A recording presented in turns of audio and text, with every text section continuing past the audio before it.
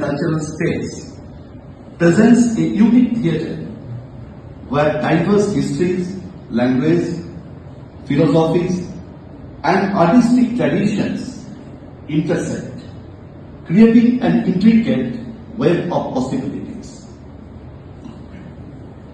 As we reflect here on fork roads rather than crossroads, we acknowledge that the humanities are not simply at an impasse, but rather at a junction reached with multiple pathways and alternatives. One of the challenges facing the humanities today is their perceived I always believe that the kind of position that I hold in this university, every time I should work from behind. Somebody may say that the registrar is the face of the university, but I think in this way that this is the right way to define myself, that I should always serve so that necessary arrangement can be done. But I'm very sorry to say that people who have come today and very respectable sirs, almost 10 times or more over the years. He has been coming here since 2014, but he has never seen an elephant. No elephant, because so that was Sir, I have seen once. Yeah, I have seen several times. Yeah. I saw a couple of elephants last week. But of course, Mr. Paul Carroll is there, and he will keep coming till he brings the elephants.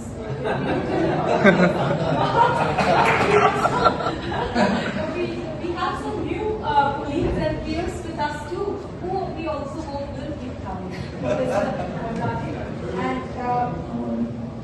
Dean of Faculties, Professor Kumar Shah, Professor Paul Sherrod from the University of Wollongong, and our colleague from the University of Mumbai, and Madam, already she has earned a name as a novelist, as a writer.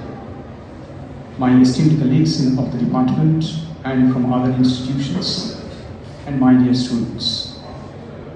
We are, I think, late by almost an hour, so I do not have anything to say in addition to what our Dean has already said. He has tried in a very nice way to map the theme of this seminar. What I would request my students is to interact at the end of sessions. To our Dean for his support and grace in inaugurating the program, to our senior most colleague and former interim Vice Chancellor, Professor Gautam Buddha Shural, for his support through the years and for his grace and presence, to our Registrar, Dr. Shourav Dotto, for his encouragement and support. Proportion of Aboriginal detainees. Workshops were run by Auntie Barb and a team of mostly Indigenous tutors with some literary background, like the poet John Mucknock Burke. And here they are, all lined up, touting a very large cheque to support their project. In 2013, with funding from the New South Wales Government and input from the South Coast Writers Centre, Auntie Barb issued a series called Dreaming Inside. It's the first published collection of writing from the workshop, artwork by the prisoners, and the books have grown to twice or three times the thickness of the first ones. The project was labelled Black Wallaby, wallaby being like a small kangaroo, Black Wallaby Indigenous Writers, and it's since been indigenised with the Dharawal name for the local totemic animal, Ngana Barangarai. And here are some traditional iconography. So Dreaming Inside, as you might recognise, has a double meaning. The writing expresses the inner feelings and dreams of inmates.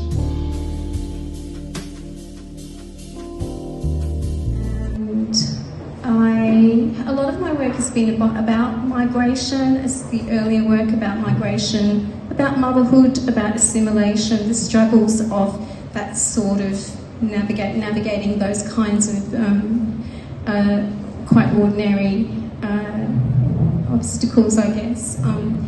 that path. And then more recently, I've been working on, for some years, I've been working on how you bring the minority narrative and the mixed ancestry narrative into the literary mainstream, or how you can actually even get to the point of actually telling it. So that's some of about my work. I am also a literary critic. I feel that literary criticism is a very important part of sort of countering the cultural hierarchies, dividing it into the vast inferior mass of academics who pursue empirical science, and the privileged few are considered the theoretical pundits with reflective capacity that makes them intellectually superior to the former. And therefore, they do not ever allow the people from the masses, they may be Dalits, tribals, subalterns of other kind, to get a proper training and achieve heights in theorizing in social sciences and humanities. Now, to use a more familiar analogy, and I quote, he says, Indian social sciences represent a pernicious divide between theoretical Brahmins and empirical Shudras. In my country, it's no less my country. I love Australia, and it's provided a home for me after a very bumpy immigration course in my early life. Australia was the place where I ended up living. So Australia is my home and I love it.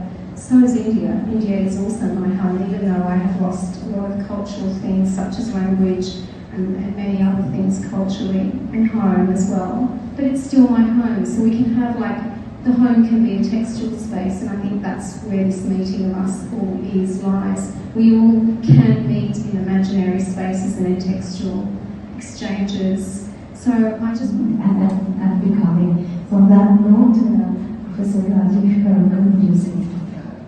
That after this, we will have to part temporarily, at least for some time, till we have the next conference here. Why do I say till we have the next conference? The entire